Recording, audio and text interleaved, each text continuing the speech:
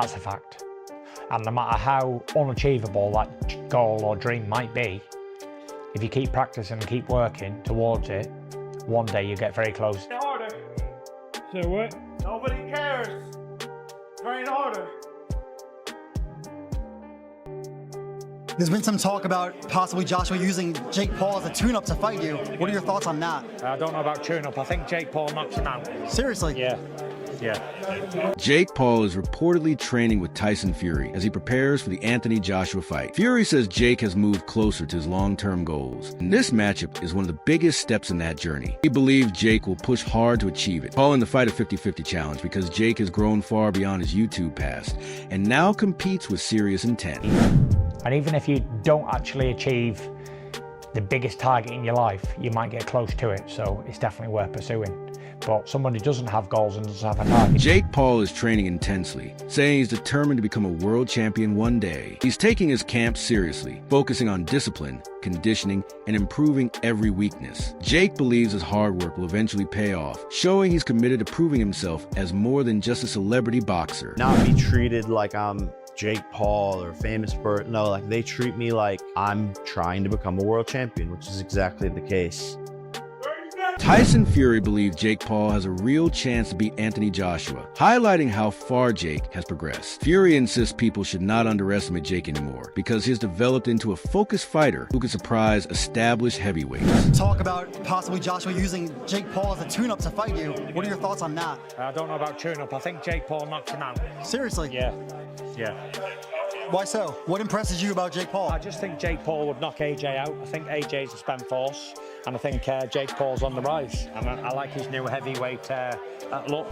Boxing has always been as much about business as it is about sport, and Barry Hearn makes this point explicitly regarding Anthony Joshua. Hearn, a veteran promoter, insists that Joshua should seriously consider a bout against Jake Paul, emphasizing that boxing is fundamentally a money business. In Hearn's view, the financial incentives are impossible to ignore. He suggests that while some may question the legitimacy or competitiveness of such a fight, the opportunity to secure a massive payday is a critical factor in a boxer's career decisions. For promoters, fighters, and audiences alike, the potential revenue from a Joshua-Paul matchup could surpass conventional expectations, making it difficult to dismiss purely on sporting grounds. Whether he should fight Jake Paul, what's your view on that, Barry? Money. Don't be silly.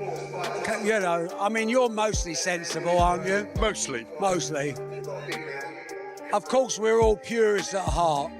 But purism doesn't necessarily pay the bills, and boxing is a money business. And the day we don't accept that and then move on, we won't understand why certain things happen. So if that fight's there next week and it's signable and they can do Joshua against Tyson Fury next year, take the Jake Paul fight in December, go and do it. 120. Sports analyst Simon Jordan has shared his perspective on Jake Paul's unusual rise in boxing. Jordan highlights the unconventional nature of Paul's career, noting that transitioning from a YouTube personality to a boxer challenging world-class athletes is far from typical. In traditional boxing circles, Paul's trajectory is met with skepticism and even criticism. Jordan points out that boxing has long valued methodical development, a journey through amateur ranks, and progressive challenges against increasingly competitive opponents. Jake Paul's approach disrupts this paradigm, and for many in the boxing community, it raises questions about respect for the sport, the quality of competition, and the sustainability of such a path. As a boxing purist, it doesn't sit well, but as a normal working class lad, I've been asked by builders, would you fight Jake Paul for £5 million? I never got £5 million for fighting anyone else in a fight, so it's the silliest question in the world. I've been retired 7 years, I'm still very confident. If you give me 3 weeks to get off the couch, I'll probably still beat him with one hand. It's not. Yeah. He's not a good fighter, so it's not even being disrespectful to him. As a YouTuber, as a presenter in what he does, it blows me out the water. That's his line of work, but you're stepping into boxing, another profession. Now, to call Alexa Canelo out, I think is disrespectful. To call Anthony Joshua out is lunacy, but we know why it's happening and why he does it. Forget Jake Paul. Forget Jake a lot of tickets. Paul. I mean, Jake Paul's going to do what Jake Paul does. But Anthony Joshua, and with respect to you and what you did and didn't earn in your career, Anthony Joshua has earned a king's ransom. Yeah. So he doesn't need to be fiddled with this, does he? Yeah. No, he doesn't. But again, all I keep seeing from people out there is, when is enough enough? And I get that. But when you're retired at 33, 34, and you've got to make that last, now you've got more experience than me in this, dealing with a lot of footballers in the past as well, and business people who have to make a certain amount of budget last. Despite criticism, Jake Paul has undeniably given several professional boxers their largest paydays, illustrating his financial impact on the sport. However, his conduct has not been universally praised. Analysts and fans note that Paul has often disrespected boxing legends and traditional practitioners, calling out fighters in a manner that some consider provocative or dismissive. This duality creates a tension within the sport. Paul brings significant money and attention, but his approach challenges established norms and evokes mixed feelings among veterans and purists. I want to fight Anthony Joshua exclusive because I know that I will. I'm so sorry for my English, but I have to. See, Jake Paul does lots of good things. He has a camp for kids where he, I guess, gives training and coaching and gloves and environment for kids in Puerto Rico. He helped lots of boxers to get the bigger purse than they deserve. He has done some good things. And you are kind of trying to be on his side, but then he says something like that. Like, you almost are on his side, and then he says, I want to fight Anthony Joshua and Canelo at the same night or whatever. Jake, fighting Anthony Joshua and Canelo is not fighting Tyron Woodley or 60 years old Mike Tyson with Alzheimer's. Anthony Joshua is able to literally kill you. No doubt. If his mission is to kill you on the ring, he will kill you. You lost against Tommy Fury. Tommy Fury won against you. What Anthony Joshua? What Canelo, my friend? Canelo, you would need the liver replacement after Canelo fight. I promise you. So stop doing that shit. Do the good things you are doing, and we'll be on your side. Just stop saying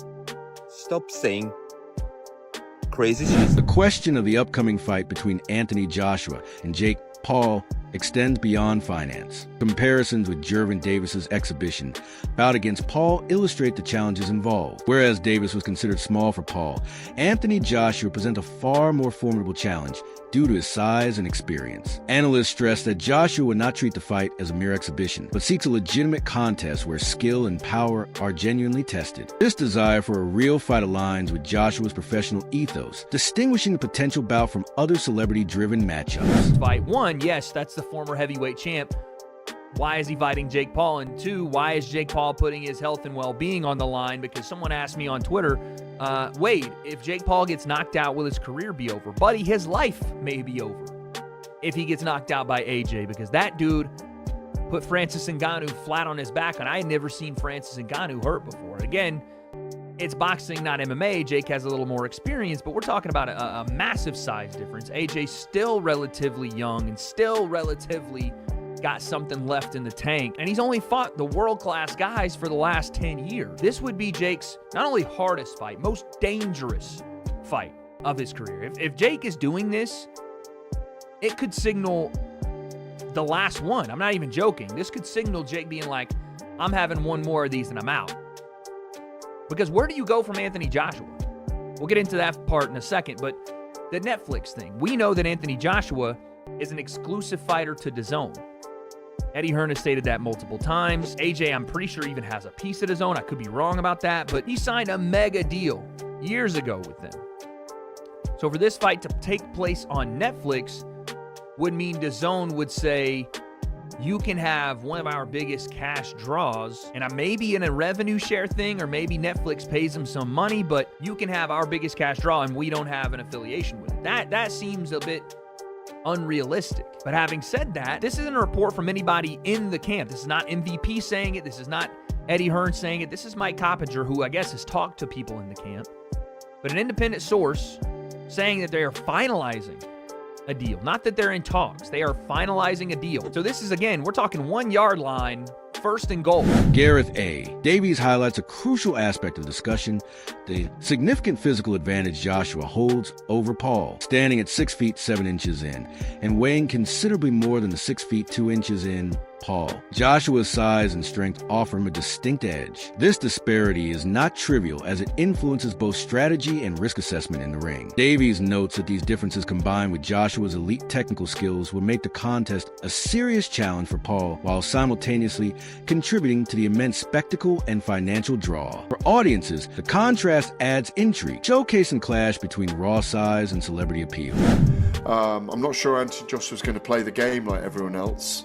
And it could be fairly calamitous, I think, if Joshua stepped into a ring with Jake Paul. But we're going to watch it because we want to see Jake Paul get knocked the F out. We do. Everyone wants to see it. I mean, I've even said it to him. I was looking forward to Mike Tyson him knocking the fuck out.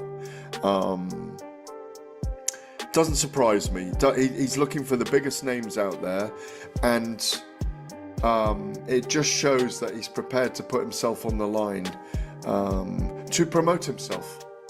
Would it be more competitive than the Ngannou fight, in your opinion, or less? That's a very good analogy. It's a very good comparison. Much less competitive. I mean, I think it's got to be at that level of exhibition bout. I think it's a very dangerous fight for Jake Paul. Very dangerous. He's probably got one chance to try and counterpunch.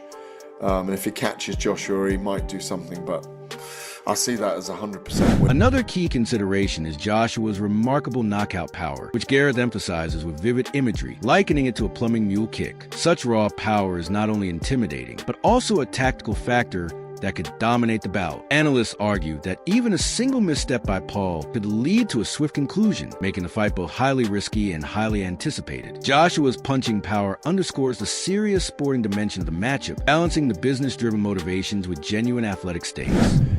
This one, you got a guy who's 6'7" to Jake Paul 6'2", probably weighs 30 pounds more than him if he's 220, and who hits like a blooming mule kicks. So, and you know, yes, Anthony Joshua's had issues against very skilled boxers. And he's been caught by Andy Ruiz, and he's been caught by Alexander Usyk twice, and out-hustled and outboxed, and knocked out by Daniel Dubois. But Jake Paul is not the kind of not the kind of guy who is going to be able to pick him apart. Michael Bisping offers an insightful analysis of the risk-reward scenario for Jake Paul. Bisping observes that Paul occupies a unique position where there is no real downside. Winning against Joshua would catapult him to unprecedented levels of praise and recognition, while even losing would still elevate his status in terms of notoriety and audience attention. This situation contrasts with traditional boxing risks, where losses can significantly damage a career. For Paul, the upside is immense and the downside minimal, which explains a persistent pursuit of high-profile, high-reward matchups.